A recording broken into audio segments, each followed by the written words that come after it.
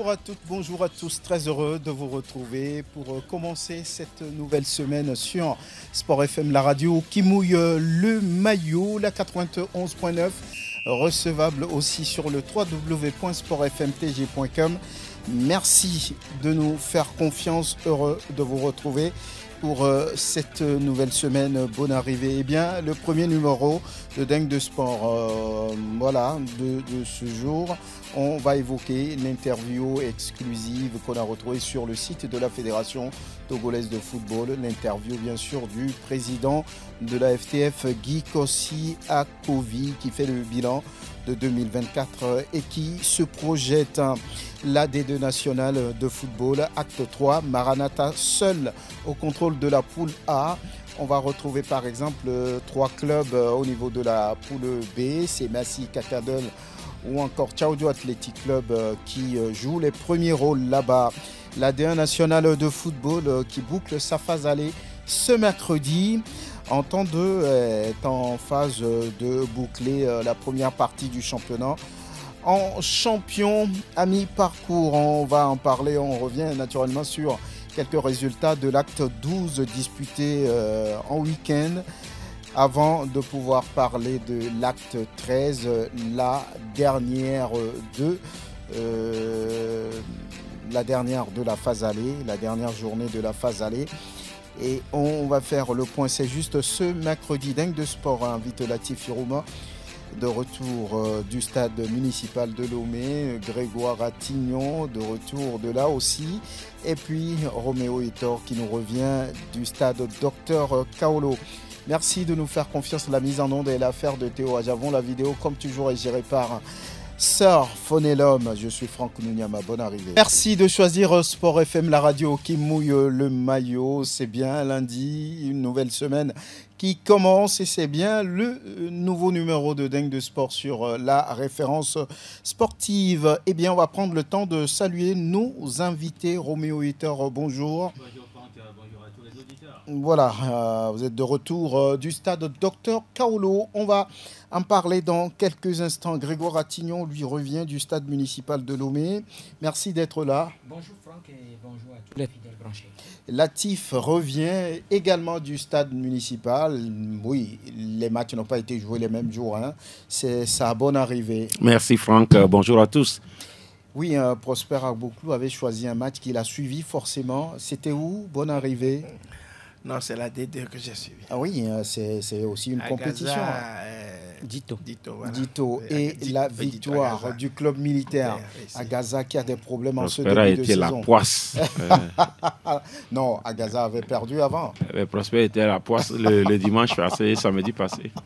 Voilà, on va commencer par cette interview exclusive du président de la Fédération togolaise de football qui fait un peu le bilan de 2024, qui parle des sélections nationales qui n'ont pas donné satisfaction au cours de cette année. Vous imaginez, vous vous souvenez, aucune sélection nationale n'a pu se qualifier pour une compétition continentale ou régionale. Oui, les sélections Fagnon, les cadets, les juniors et puis la sélection locale.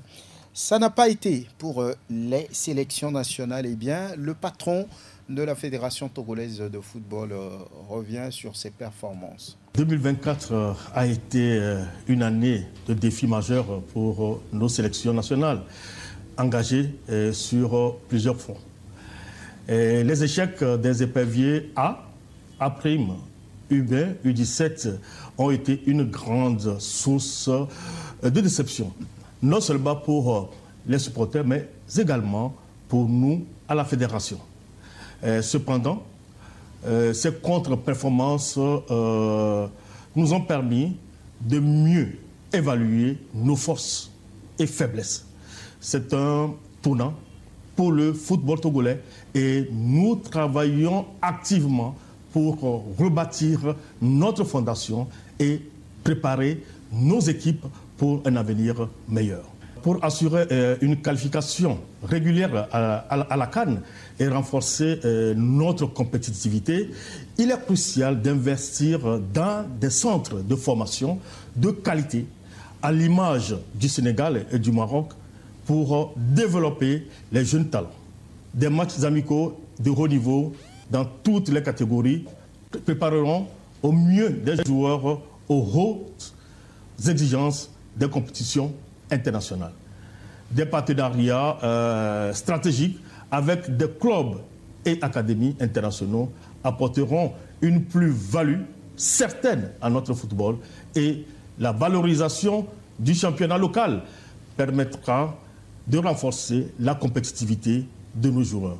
Ces actions concrètes visent à bâtir des équipes nationales compétitives. Pour 2025, le projet Forward est une pierre angulaire de développement. En 2025, nous allons lancer les travaux de construction du centre technique. Nous avançons également dans les projets d'installation d'une pelouse synthétique au siège de la fédération et la rénovation du bloc technique administratif. Enfin, nous entamons les discussions avec les ligues régionales pour leur siège. Ces infrastructures modernes offriront un cadre idéal pour le développement de nos talents et la préparation de nos sélections. Le colonel Guy Koscielny, président de la Fédération togolaise de football, qui abordait beaucoup de sujets comme les investissements dans les centres, la revalorisation du championnat national, des matchs amicaux de haut niveau, dit-il, pour les sélections nationales, oui, la construction du centre technique et la rénovation du bloc administratif. Plusieurs sujets abordés. Latif Youma, vous l'avez suivi. Oui, souvent quand il y a trop de silence, ce n'est pas bien. Et donc, il va falloir de temps en temps sortir, faire comprendre quand même au public, à la nation, qu'il y a une fédération qui est là et qui, quand même, essaie de faire des choses. C'est ce que moi, je retiens en premier. Parce que ça fait longtemps, quand vous allez sur une compétition, le président n'est pas du tout prêt quand même à accorder des interviews. Je me souviens de la Super Coupe du Togo, par exemple. À l'ouverture de saison, le président, j'ai bien envie de dire, nous a fui. Parce que nous, on voulait quand même qu'il nous accorde une interview. Bon, il est parti de sitôt, comme s'il y avait une grande pluie qui s'annonçait. On n'a pas eu l'occasion de l'écouter. Quand on va sur des matchs de championnat, on n'a pas l'occasion quand même d'écouter le président. Et donc, est-ce qu'il faut l'écouter à tout bout de champ? C'est quand même le président. C'est le président. On n'écoute pas le président à tout moment. Mais quand on n'écoute pas aussi le président du tout, c'est un problème. Hein, parce que je vous dis, le championnat a commencé, nous sommes pratiquement à la mi-saison. On n'a jamais écouté le président. Et moi, je pense qu'à un moment donné, trop de silence, ce n'est pas bien. Alors, on vient de l'écouter. C'est bien, déjà sur la forme, c'est bien. Vous avez parlé d'une interview exclusive. Moi, je parlerai plutôt d'un discours exclusif. Parce que... Ah, c'est un discours. Oui, mais quand on parle d'une interview de façon aiguë, une interview, c'est qu'on pose des questions, on répond, pose des questions, on répond. C'est quand même une interview. Moi, c'est ce qu'on m'a appris en tant que journaliste. Bon, là, le président, il a parlé. Moi, je me dis... oui, on lui a posé des questions. Moi, je n'ai pas écouté une seule question. Hein, oui, peut-être que c'est le montage qu'il a voulu comme ça. Bon, moi, Maintenant, il a dit des choses. Il a parlé d'investissement au niveau des centres. C'était bien. Mais je ne vois pas véritablement cet élan vers un football à la base dans la politique de la fédération. Il y a des projets que la FIFA donne à ces associations, que la fédération essaye d'exécuter.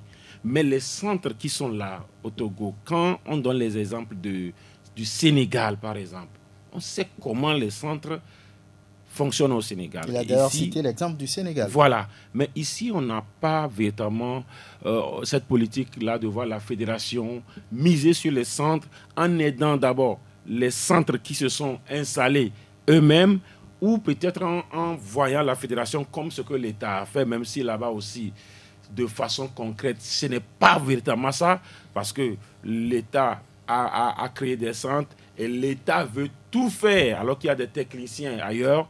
Les techniciens, on peut les trouver à la fédération, on peut les trouver au niveau donc, de la direction technique nationale. L'État a créé ces centres, l'État veut gérer ces centres. La fédération est pratiquement hors de ce qui se passe au niveau des centres que l'État a créés.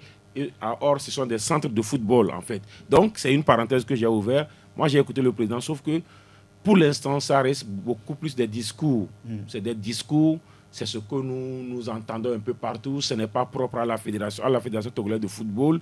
Souvent, c'est propre même à nos institutions, c'est propre au ministère, c'est propre même à l'Assemblée nationale, c'est propre à la primaire. C'est-à-dire, il y a beaucoup plus de discours, mais il n'y a pas d'actes posés. Bien. Voilà, malheureusement. Roméo Etor, vous, qu'avez-vous retenu de cette réaction du président? Nous sommes dans le sport. Ici, moi, je considère le football comme une course. On peut toutefois rater le départ et corriger pendant la course et améliorer son arrivée. Si le président sait qu'il a raté le départ et qu'il veut soigner son arrivée, tant mieux. Mais si ce sont des paroles qu'on dit et puis après, il n'y a rien derrière, c'est vraiment désolant. Comme Latif l'a dit, c'est un monsieur qui ne parle pas pratiquement pas. Et ce n'est pas bien pour une fédération. On voit ce qui se passe ailleurs, des conférences pour expliquer ce qui se passe à la fédération, comment vivent les clubs et autres. Il a des priorités, certes, mais moi je me demande quelle est la priorité des priorités. On veut miser sur les centres et autres. Or, nous n'avons pas de stade. C'est vrai, ce n'est pas la fédération qui va construire des stades. Les terrains de jeu, ce n'est pas la fédération. Mais la fédération peut amener l'État à construire ces infrastructures. Sur quoi ils vont jouer? On a des équipes, d'accord. Mais les équipes jouent où? Il faut la première matière d'abord. Un enfant qu'on veut envoyer à l'école, il faut lui acheter des cahiers, des sacs d'abord, avant de penser à l'écolage. Si on n'a pas fait ces préalables, je pense que nous sommes en train de naviguer à vue. Je suis vraiment désolé si je vais frustrer certains. Mais l'équipe du président est composée des journalistes, mais pas des moindres. Est-ce qu'il n'arrive pas à conseiller le président? Il n'arrive pas à dire la vérité au président. Monsieur le président, faites ceci. Non, le chien aboie, la caravane passe. On ne peut plus gouverner comme ça. On ne peut plus gouverner comme ça. Dites la vérité au monsieur le président que ça, c'est comme ça. Nous connaissons comment ça se passe, c'est pas bien. Le chien aboie, la caravane passe. Dites, monsieur le président, allez-y, allez-y, allez-y, allez-y. Ils vont crier, et puis après, c'est fini. Non. C'est ce qu'il se passe. C'est ce qui se passe. C'est pas bien. Très bien. Prosper Agbouklou, vous faites partie de ceux-là qui pensent que ce n'était pas opportun, cette sortie, et on se dit quand même que vaut mieux tard que jamais. Oui, vaut mieux tard que jamais. Nous l'avons dit, moi je le dis, je le répète.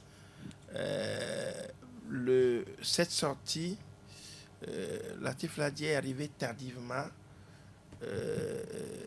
Roméo a signifié la faisabilité. Maintenant, pour moi, je reste dans ma posture pour dire que, franchement, ça laisse à désirer. Si c'est une interview préparée pour nous convaincre, ça n'a pas convaincu. Si c'est une interview pour convaincre le monde sportif pour l'avenir, parce qu'il y a déjà eu 9 ans. C'est pour moi peut-être une interview de début de mandat, du premier mandat, qui devrait être comme cela. Parce que maintenant, on est en train de tirer les conclusions et on en est arrivé là. Moi, je serais d'accord que le président nous explique les raisons de l'échec. Les raisons de... Pourquoi est-ce que depuis 2017, on n'est plus allé à la CAN? Pourquoi les jeunes sont éliminés? Pourquoi ils n'avaient qu'à nous sortir ces raisons-là pour nous convaincre, pour dire que maintenant, si il n'a pas analysé les raisons et il vient de nous trouver, faire des projections, je crois que chez nous, on dit souvent que Gogoula dit on a son Dieu. C'est-à-dire que c'est la branche là qu'on trouve qui n'est pas bon, là, qui est gondolée, excusez-moi le terme, sur lequel on s'assoit pour couper ce qui est droit afin de pouvoir s'amuser. Donc moi je crois quand même que ça a plutôt blessé. Ah bon? Oui, beaucoup que nous avons écouté. Enfin, moi je suis dans des groupes où pratiquement depuis que l'interview est sorti, déjà se pose des questions. Il y a trop de critiques. Je ne sais pas si lui-même, on a fait des sondages. On n'a rien contre lui, mais je crois que nous voulons que le football togolais aille de l'avant. Donc, il n'avait qu'à nous expliquer pourquoi on change d'entraîneur, on change ceci, on fait ceci. Pourquoi après, on ne fait pas de bilan comme on appelle des échecs. Donc, je crois que c'est là où moi, je suis resté sur ma foi. Vous êtes resté sur votre soif, Grégoire Attignon. Vous avez pu, vous également, écouter cette interview du président de la Fédération togolaise de football. Il est d'accord que ça a été une année 2024 décevante. Maintenant, il faut partir sur l'avenir et que c'est un tournant. Bon, oui, j'ai aussi écouté cet entretien-là, cette interview du président de la Fédération togolaise de football. Mais moi, la première question que je me suis posée, on fait le bilan, mais quand on écoute le bilan, ce n'est pas un bilan en tant que tel.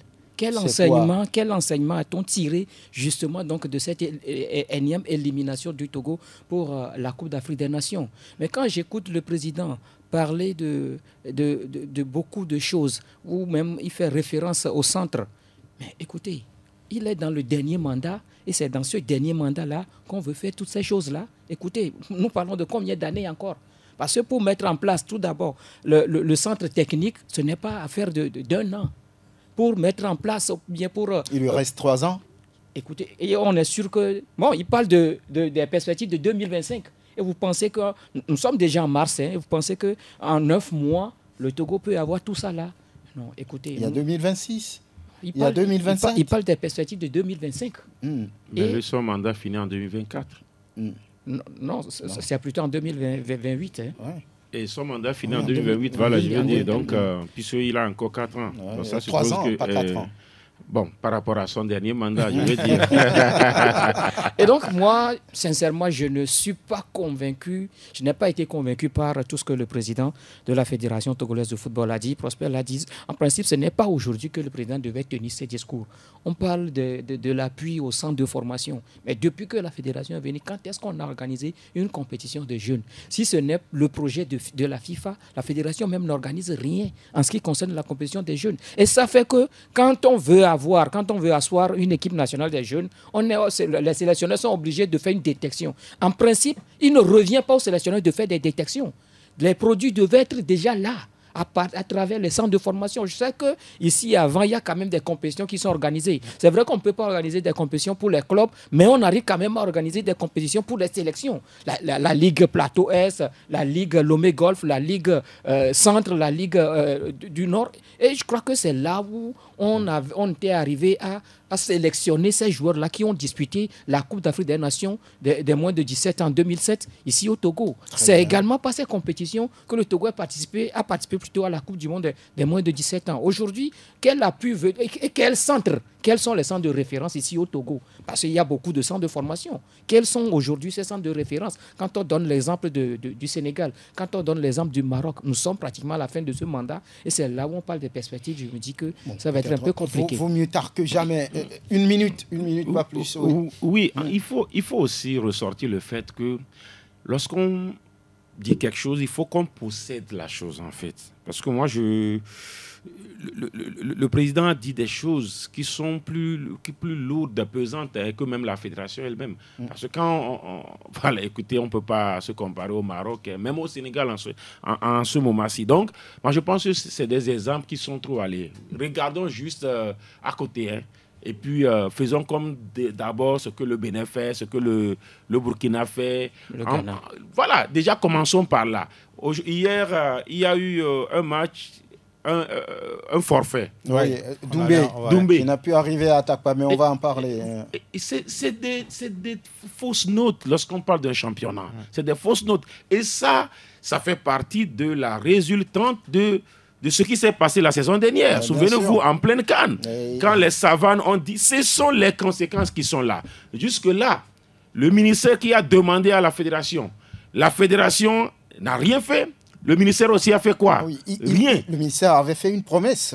Oui, c'est ce que je dis. Mais la promesse, là, elle est où? Et le ministère a demandé à la fédération de tout faire pour que nous sommes tous d'accord qu'on ne peut plus retourner jouer dans du sable.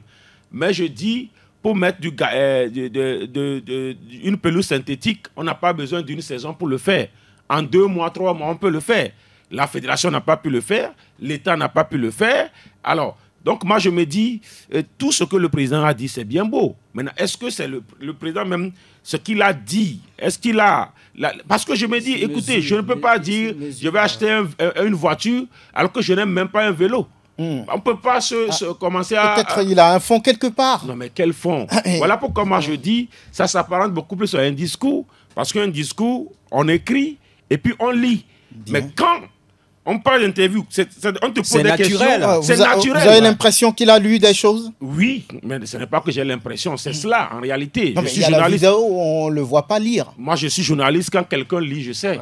Quand il dit aussi, vous le savez. Il faut analyser. Voilà, peut-être il y a un prompteur à la fédération. Très bien.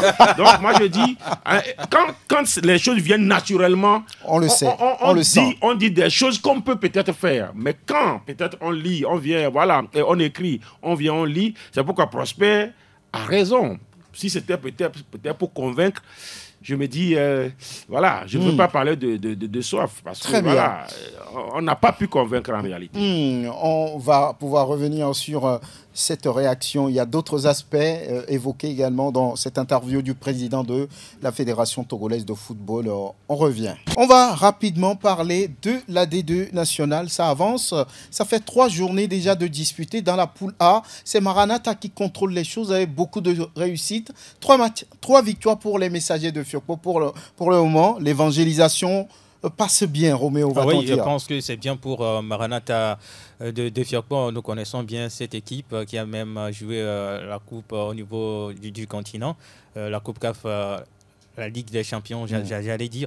Et donc, c'est un club véritablement qui doit revenir en première division. Moi, je dis que Maranatha a sa place en première division. Maintenant, est-ce que le président est prêt à faire revenir le club en D1? Parce que tout dépend de moi. Jouer en première division, ça demande beaucoup de moyens. Mais si Maranatha veut véritablement revenir en première division, le club peut le faire. Déjà, 3 matchs, 3 victoires. Si c'est seulement pour assurer le maintien en seconde phase, comme on le sait, on va baisser les bras. Bon, ça dépend de l'objectif que le club a cette année. De toutes les façons, les messagers ont crié à tout le monde. Ils ont envie de revenir dans l'élite. Et ça se joue maintenant ou jamais. Le club c'est l'entraîneur qui l'a dit. Oui, bien parce sûr. qu'on n'a pas écouté le président. Voilà, on l'a pas écouté. S'il le dit, c'est certainement que le président a parlé. Bon, écoutez, mais Roméo le dit. Souvent, Maranatha, c'est 2 faces. Soit il commence bien, il finit mal, ou soit il commence mal et puis il finit bien. Alors, cette année, ils ont choisi de bien commencer. C'est ça. Maintenant, oui, parce que c'est un choix. Est-ce qu'ils vont mal terminer? Et voilà, parce que c'est un choix. Maranatha, c'est comme cela. Ou soit on commence bien, on finit. Donc, ils sont devant. Ils sont le seul d'ailleurs à réussir sur les 9 sur 9. 9 sur 9. Et quand vous voyez les joueurs de Maranatha, ce ne sont pas des joueurs de deuxième division. C'est des joueurs de première division. En fait, c'est des joueurs. Ils se sont préparés pour revenir. Voilà. Donc, si ils restent dans cet élan, je pense naturellement qu'ils peuvent revenir en première division. Très bien. Grégoire Attignon, l'autre club qui inquiète déjà, c'est à Gaza, avec depuis la première victoire de la première journée, après, plus rien. Battu par la JCA, après, battu par le Dynamique togolais. Sur le même terrain. Oui. Ils ont un problème avec ce terrain. N'amenez plus à Gaza la JCA. N'amenez plus à Gaza la JCA. Je me dis que peut-être la JCA ne porte pas chance au vert. Peut-être que la JCA ne porte pas chance au vert de Togo. Mais vous savez, ça reste quand même un championnat de football et que chaque équipe a quand même des ambitions. On a vu comment Dito est relégué en deuxième division. Moi, je me disais que peut-être que cette équipe est en train de disparaître, mais non.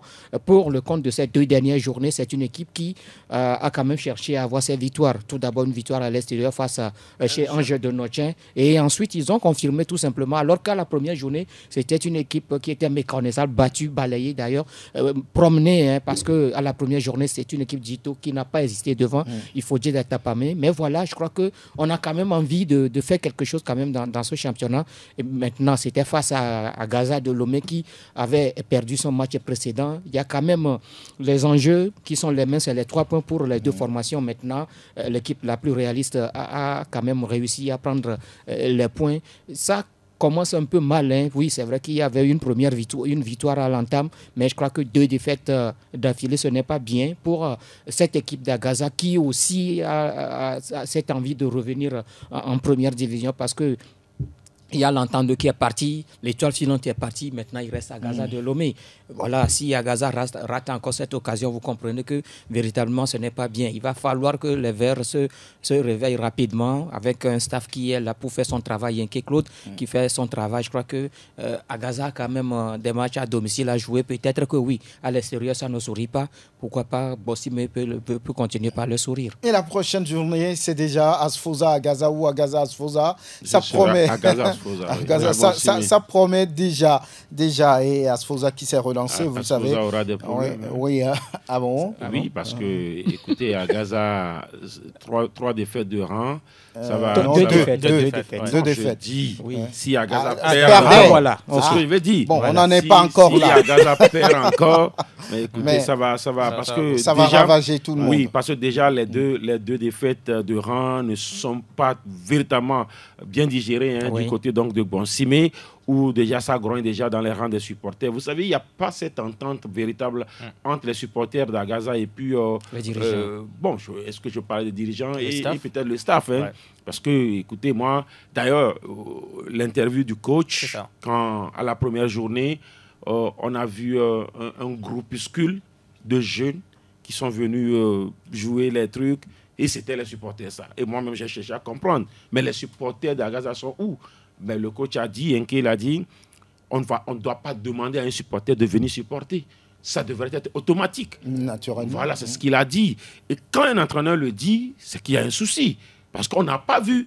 Tout le monde est venu suivre le match. Il faut qu'on mette la différence entre spectateurs et supporters. Parce qu'à Gaza a envoyé des communiqués ici, les supporters qui ont fait réunion et autres. Mais à la première journée, on ne les a pas vus. Ils étaient là, ce n'est pas qu'ils ne sont pas arrivés au terrain. Et pourtant, ils ont un bureau. Ils ont un bureau, ils ont tout. Mais ils sont venus se mêler à la masse, suivre le match comme tout le monde. Ils ont gagné 2-0. Alors, si à Bonsimé, ils n'ont pas pu s'organiser, est-ce qu'ils étaient à la JCA?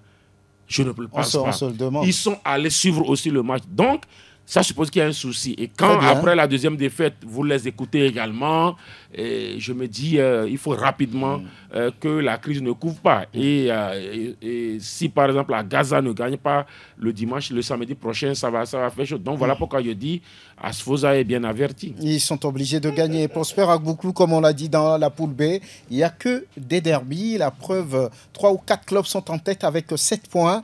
On a rapidement les résultats. Oui, Kakadel, Semassi, Tchaoudou Athletic Club.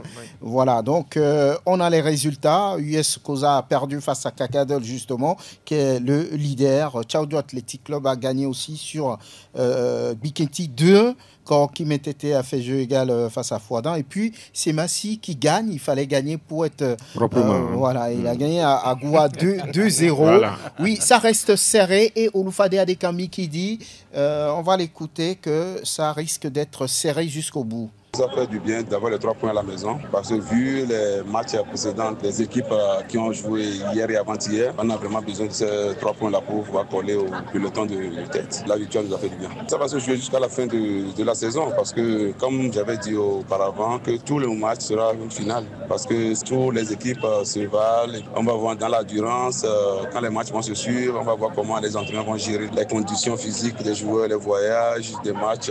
On va voir un moment où on va jouer le mercredi et samedi. C'est en ce moment on va voir si les entraîneurs ont cette expérience pour pouvoir gérer vraiment l'effectif. Pour moi, je pense que ça va être difficile jusqu'à la fin. Ça va être difficile jusqu'à la fin, dit-il. Ça veut dire que oui, il ne se met pas dans la peau de favori dans ce groupe B. Il sait qu'il n'y aura que des matchs difficiles. Quand on regarde venir déjà Semassi, Tchaoudou Athletic Club, par exemple. Oui, vous savez, qu'on appelle Olfadé connaissait les situations, maîtrise la situation. C'est ce qui attend quand on parle de Semassi. Il ne va pas prendre Semassi qui veut. Semassi, c'est quand même un symbole du football africain. C'est un club identitaire qui se reconnaît par, je dirais, assez de supporters de par le Togo. C'est l'équipe qui a plus de supporters. Donc je crois que vous ne pouvez pas aller à Semassi et croiser les bras. Et lui-même, il sait, ceux qui sont passés par là, certains sont passés par le trou de souris pour sortir. Donc, pour Olufade aujourd'hui, c'est que Semassi, c'est l'équipe à abattre. C'est-à-dire que chacun dit, je peux perdre contre toutes les équipes, sauf Semassi. Donc, c'est là où la charge est vraiment très lourde pour un entraîneur qui, dans ces situations, parce que si on était encore en première division, on parlera de maintien. Mais là, il faut remonter la pente et grimper, aller. Après, c'est là où vraiment ce serait impardonnable. Donc, maintenant, toutes les autres équipes savent que si ils font leur jauge par rapport aux rencontres contre Semassi, comment on appelle l'US Goza, lors de la première journée, a fait match nul avec Semassi, ce serait pour eux une référence.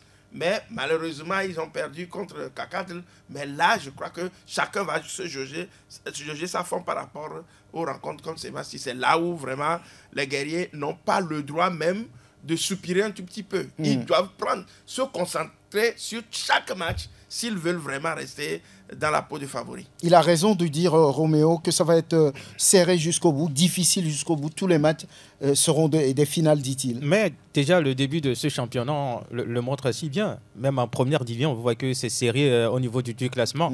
Le coach l'a dit, Olufade, je pense que c'est ce que moi aussi j'avais dit à l'entame de cette compétition, qu'il va falloir que les arbitres jouent un rôle primordial. Si on laisse chaque équipe jouer avec ses vraies valeurs et qu'on donne la même chance à toutes les équipes, je pense qu'on aura les vrais résultats à la fin de ce championnat, parce que les équipes qui jouent en deuxième division, en principe, ce sont des équipes qui ont des carrés ou bien qui ont un statut de club de première division. Et donc, il faut laisser les équipes jouer et que les résultats sur le terrain soient des résultats vraiment fiables.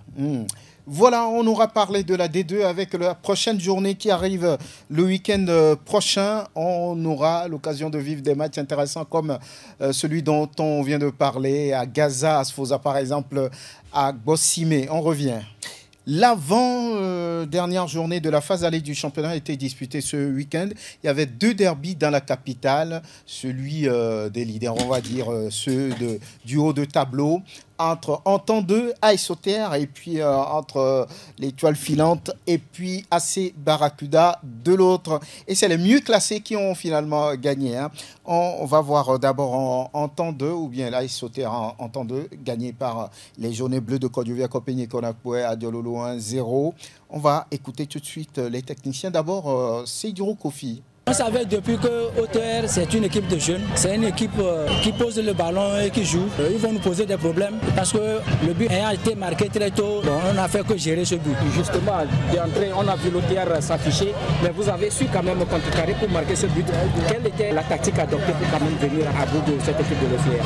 Oui, c'est qu'on s'est dit qu'on va limiter le nombre de touches. Sur cette phase, on n'a pas beaucoup touché au ballon et c'est passé. C'est beaucoup plus ça. Mais après, on a perdu un peu de confiance, on n'a pas pu récidiver. On a préféré garder, perdre du temps. On aurait pu essayer encore une deuxième fois. C'est une sorte de confiance. Oui, et justement, on a senti un petit relâchement en deuxième période de jeu. Oui, on a compris qu'il fallait défendre ce but. C'est ça qui explique également les changements. Oui, surtout avec le carton rouge, on a compris qu'il fallait carrément mettre des gens qui permettront de conserver ce but. Voilà, il a été clair, bétonné pour vraiment garder ce but d'un 1-0 face à l'AS Auxerre. En face, justement, c'est le coach adjoint Noureddine Amedou. Ça s'explique tout simplement que dominer n'est pas gagné. Le football est si fait. Pourquoi? Parce que l'essentiel c'est de trouver le fond du filet. Mais quand vous vous mettez à gagner en possession et que le nécessaire vous l'oubliez, c'est ce que ça donne comme résultat. Ils se sont contentés du fait de circuler le ballon jusqu'à avoir le nez du gardien avant de tirer au but. Or, sur un championnat comme le nôtre, c'est pas le fait de circuler beaucoup de ballons qui compte. Et on en a plusieurs parlé. Les attaquants devant le but, c'est d'essayer, tirer, frapper. Mais si le gardien repousse par moment, on peut encore compléter. Mais c'est une équipe des jeunes, ils sont mis dedans et ils produisent des effets, mais il reste toujours à gagner en expérience. Voilà, Noureddine Amidou, l'entraîneur adjoint de l'AS Auxerre Grégoire Attignon, c'était sous vos yeux. C'était une victoire logique pour les jaunes et bleus, où AS Auxerre aussi pouvait prendre les 3 points. Si on analyse bien ce match, je me dis qu'un match nul serait mieux pour ces deux formations, parce qu'il faut reconnaître, oui, l'entraîneur Sédhiou aussi l'a reconnu, AS Auxerre a beaucoup plus joué la dernière fois.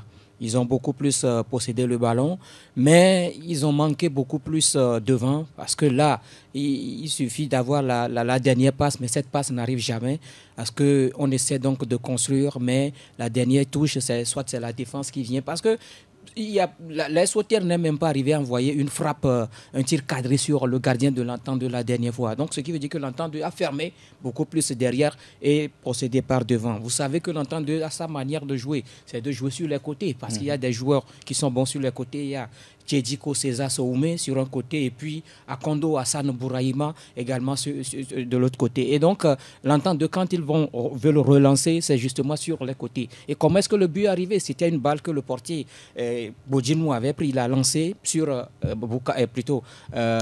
Akondo, qui s'est joué donc de son défenseur. Depuis le rond central, quand il est parti, c'était donc difficile au défenseur de l'Auxerre de le rattraper. Il est arrivé à centrer au premier poteau. Il y avait Agblewanou Doji qui a coupé donc le ballon.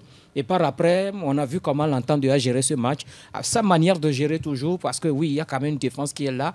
Vous savez, quand on cite les équipes là qui n'ont pas encaissé beaucoup de buts, en tout cas pour le compte de cette... en fait partie. Oui, Entente en fait partie. Donc la défense est bien comportée. L'AS Auxerre a joué, ou même Mathieu Docek qui s'est même porté vers l'avant, mais ça a été beaucoup plus difficile à l'Auxerre la dernière fois. Quelque part, il faut reconnaître qu'il manque toujours ce Bruno Avotor à cette équipe, parce qu'il y avait des occasions, il y avait des balles qui traînaient. Je me dis que si Avotor était là, c'est sûr qu'il allait marquer. Mais ça reste quand même le championnat. L'essentiel, c'est qu'il y a une équipe qui est arrivée à prendre ses points.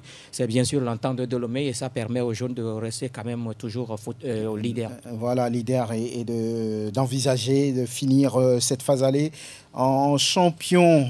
Latif Irouma, vous étiez là pour l'autre derby de la capitale. Vous parliez d'ailleurs de similitudes entre les deux clubs, 2 victoires avant ce match-là. Ils sont au bas du tableau et finalement, c'est les Bleus qui ont su faire la différence. Oui, parce que dans ce match, l'étoile filante était devant l'AC Barracuda.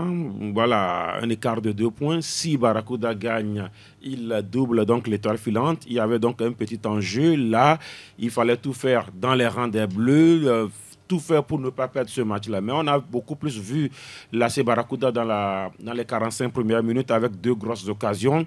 D'abord celle de la 18e minute avec Emmanuel Ataba, il était nez à nez. Voilà, dans les 16 mètres, il a préféré envoyer le ballon dans le ciel du municipal. Et puis derrière, Yéré Justin également a eu une situation intéressante à la 28e minute qu'il a vendangé. Bon, est-ce qu'il a vendangé? Là, c'est le goal qui a sorti, en tout cas, le grand jeu. Il a fait le geste parfait. Le gardien aussi a répondu par un geste parfait en sortant le ballon en corner. Et ça fait 0-0 à la pause. Mais en deuxième partie, l'étoile filante a fait en même temps 3 changements. Mais ça a changé totalement la physionomie de cette équipe qui a pris le jeu en son compte. On a mieux vu l'étoile filante en deuxième partie, avec des choix forts en début de match. Même quand on prend le gardien, Hyacinthe Kougla, le Béninois, il n'a pas fait un seul match depuis le début du championnat. Il y a eu un match amical le week-end où il n'y a pas eu de championnat. L'étoile filante a joué contre l'AS Tambo, ouais. Et c'est ce gardien qui a donc gardé les pêches sous les ordres donc, de Samuel Ekouegale. Il y a eu une victoire 1-0, il n'a pas pris de but et il a été titularisé lors de ce match-là, donc face à l'AC Barracuda. Et il a fait son match. Et à la 57e minute, sur une balle lancée depuis la défense, c'est le grand Ajavon, Aïe, qui prend le ballon. Le défenseur n'a pas été du tout bon. Parce que là, Wadia même l'a reconnu quand on joue en première division. Écoutez, moi j'ai été défenseur. Même j'étais sur ce ballon. On ne peut pas permettre à un joueur de faire des passements de jambes pendant 1 minute. C'est-à-dire, il fait des passements de jambes, il s'arrête, on le regarde. Il le reprend, il s'arrête et finalement, il reprend encore et puis c'est pas possible. Ou soit le ballon passe, le joueur ne passe pas, ou soit c'est le joueur qui passe, mais le ballon ne passe pas. Ça, c'est clair. Et puis, il a laissé le joueur aller même dans les 16 mètres parce que les passements de jambes se sont enchaînés. Et puis, il reculait et l'attaquant a avancé. Et voilà, Arissou qui était là, il a centré du gauche. Arissou a plongé, plat du pied. Et puis, c'est un but comme ça sur une action anodine. Et ça fait but. Et le seul but, là, a été géré. Mais ce qu'on n'a pas compris, c'est que quand l'étoile filante a marqué, c'est l'étoile filante qui était beaucoup plus proche de marquer un deuxième but. Il y avait encore de la constance. Mais à un moment donné, on n'a pas compris. Moi, j'ai posé la question à l'entraîneur parce que, voilà, l'étoile filante, à un moment donné, a refusé de jouer. Parce que quand le gardien, à tout moment, il tombe, le ballon est dans le camp adverse, il est seul, il tombe, le ballon est frappé dans les airs, et le ballon passe. Je ne sais pas si c'est le vent du ballon qui le fait tomber, mais écoutez, c'était trop redondant. Il y a eu 8 minutes additionnelles. Au final, on a joué 12, voire même 13 minutes additionnelles. Moi, je pense... Grégoire l'a dit, l'entente doit gérer le match, mais est-ce que c'est comme ça que l'entente doit gérer le match? Il va falloir regarder ce côté-là. L'objectif, c'était de gagner. Ils ont gagné, mais oui, moi je suis journaliste, reporter sur ce match, c'est ce que j'ai retenu, même si l'entraîneur dit qu'il n'a jamais donné de consigne à ses joueurs, et il dit aussi que peut-être on lui a dit que le joueur, le gardien était blessé. Même avant si, le match? Non, au moment où il tombait. Mais moi, je me dis, ça devient redondant. Ce n'est pas propre à l'étoile filante. C'est propre souvent à nos équipes. Ce n'est pas bien. Mais ce qu'il faut retenir, c'est la victoire qui donne un peu d'air à l'étoile filante parce que, voilà, il se mélange un peu à ceux qui, voilà, sont hors de danger. Voilà. On va écouter les deux entraîneurs d'ailleurs. On va commencer par Samuel Ekouégalé. La deuxième mi-temps, avant qu'on ne rentre, j'ai fait 3 changements d'un coup parce qu'on a perdu énormément de ballons. On récupère derrière, on perd le ballon. C'est pourquoi, avec la lecture qu'on a eue, j'ai demandé à ce que je sorte certains éléments afin de mettre le pied sur le ballon et pouvoir jouer. C'est ce qu'on a essayé de faire la deuxième mi-temps. Vous avez mieux joué en deuxième partie. Vous avez aussi refusé de jouer en fin de match. Refuser, je crois que c'est trop dit parce que je ne suis pas acteur. C'est le joueur qui sent la douleur. Je ne sais pas ce qu'ils ont eu. J'ai envoyé le deuxième gardien à l'échauffement. Il faut aussi féliciter Barracuda qui était très très bien en place et qui nous laissait sortir, nous laisse sortir de balles. Mais dès qu'on sort des 25 et 30 mètres, ils impartent et cadrent bien le terrain. On a su proposer quelque chose de mieux par rapport à la première mi-temps. Samuel Ekouégalé, le coach des Bleus de la capitale. En face, c'était Wadja L'Entame. Il y a des jours sans. Donc aujourd'hui, on a essayé d'enchaîner avec une victoire, mais bon, ça n'a pas été le cas. Il reste une journée. On va essayer de faire un bon résultat pour terminer la phase aller. Qu'est-ce qui vous a manqué ce soir? On pouvait mettre moins 2 buts à la première mi-temps, ce qui n'a pas été le cas. Mais après, on prend un but derrière. Un but qu'on pouvait aussi éviter parce que quand on joue en première division, il y a des erreurs qu'il ne faut pas commettre. Parce que quand on passe sur ton côté, directement on se retrouve dans ton but. Donc j'ai essayé de parler aux joueurs, mais bon, après on va continuer par travailler, parler plus, peut-être ça ira. Continuer le travail pour voilà, changer peut-être le cours des choses. Comme ça se passe actuellement. Prosper Agboklou, les deux clubs ont besoin de points et on a envie de passer par tous les moyens pour aller chercher ces points-là. C'est ce que l'étoile filante a fait, 1-0, et puis on a protégé par tous les moyens. Oui, la finalité, c'est de conserver le but d'avance. Et je crois que l'étoile filante est restée toujours dans cette gamme-là depuis quand elle arrivait à marquer. Elle a fait souvent la capacité de résister avec la modification de son jeu, mais aujourd'hui avec l'arrivée de Galé, je crois qu'il y a aussi une touche supplémentaire qui est apportée, raison pour laquelle d'abord vous savez cette équipe de l'AC Barracuda, moi je l'ai dit, ce n'est pas une mauvaise équipe, elle n'est pas décevante sur le terrain, décevante du tout sur le terrain, mais j'ai comme l'impression que psychologiquement, il y a quelque chose qui cloche. On a l'impression que l'équipe même doute d'elle-même. Donc, heureusement que le ministère a organisé la dernière fois. Le forum. On va s'en servir. Oui, très bien. S'en sert pour parler parce que c'est une équipe qui n'est pas moribonde du tout. Mais bon, on l'a vu contre ACK la dernière fois. la façon de la Oui, ils ont gagné 2-0. 2-0. Oui, à peu près. Donc, je dis c'est une bonne équipe, mais il faut travailler psychologiquement. Il faut travailler psychologiquement. Et il y a faut une souligner, équipe dont 5 secondes. Oui, quand je parlais des choix forts de Samuel Ekwe-Galé, voilà, il a, à travers ce match amical, il a ressuscité des joueurs. On parlait donc de Zonor Ayayi, qui a joué tout le match l'autre fois, qui a joué tout le match également hier, avec un repositionnement. Il a mis Zonor qu'on a connu, ou soit c'est un latéral totalement, ou soit c'est un piston.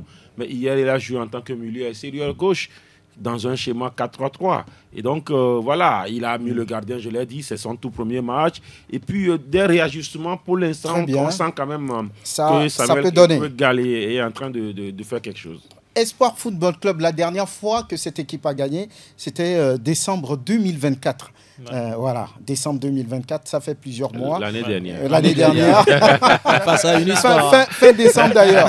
Et ce n'est que voilà, ce dimanche qu'ils ont réussi à trouver encore voilà, ce qu'on peut appeler une victoire autoritaire d'ailleurs, 3-0 face à l'AS Bina. Roméo, comment ça s'est passé? Et ce n'est pas la meilleure équipe d'Espoir qui a gagné, malheureusement. Ce n'est pas la meilleure version d'Espoir qui a gagné parce que hier, face à l'AS Bina, Espoir n'a pas fait véritablement son jeu.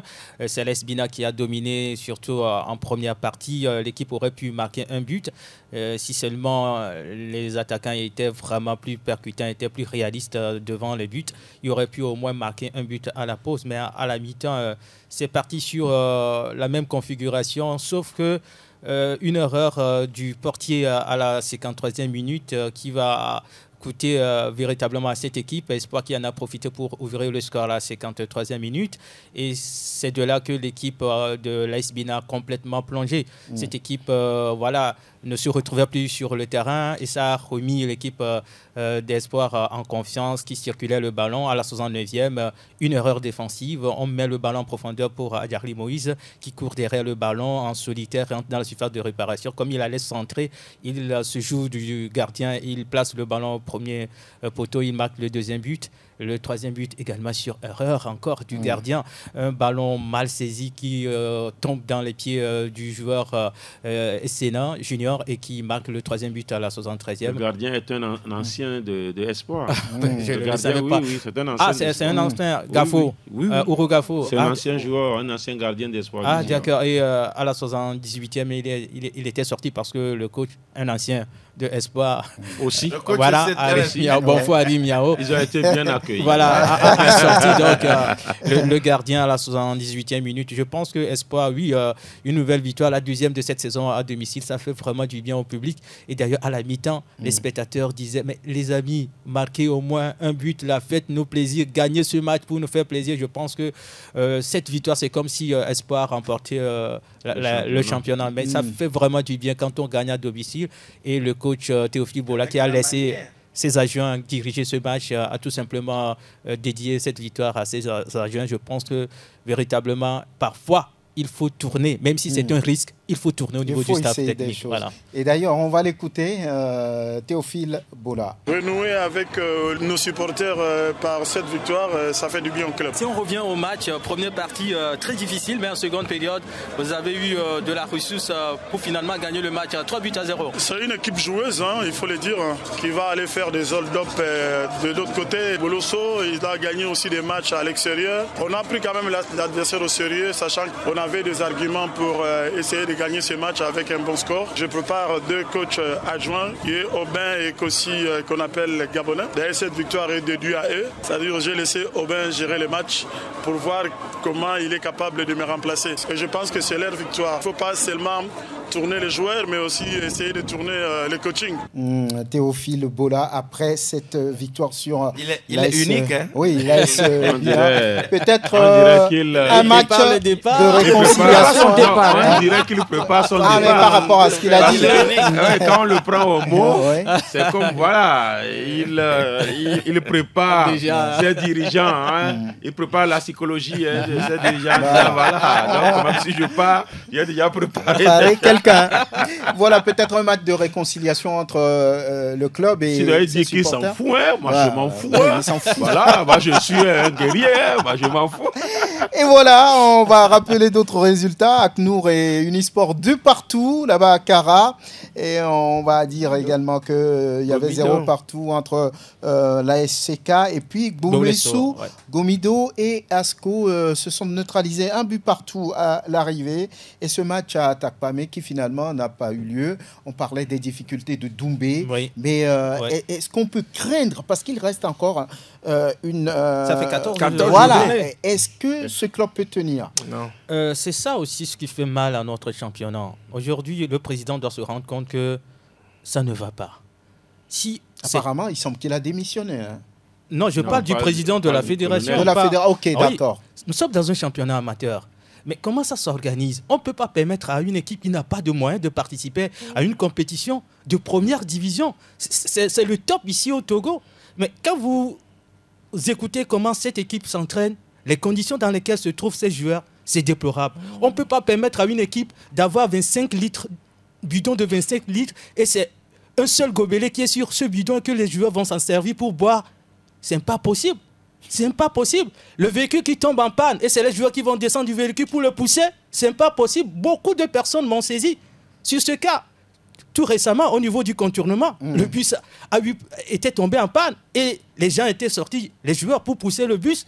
Mais un auditeur m'avait saisi pour ça. Je dis, mais c'est ça aussi ce qui se passe dans notre football. Au cours d'un voyage, ce n'est pas. Comment les joueurs sont logés? En fait, comment les joueurs sont logés?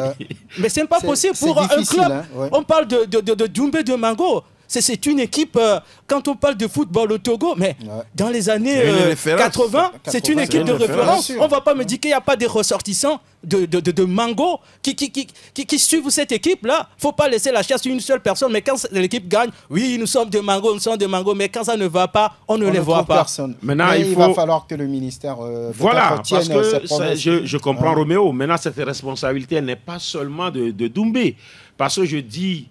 Si peut-être Semassi ou Gomido quittaient pour aller jouer ce match à domicile à Sokodé, chaque temps, peut-être ça, il devrait avoir ce même souci.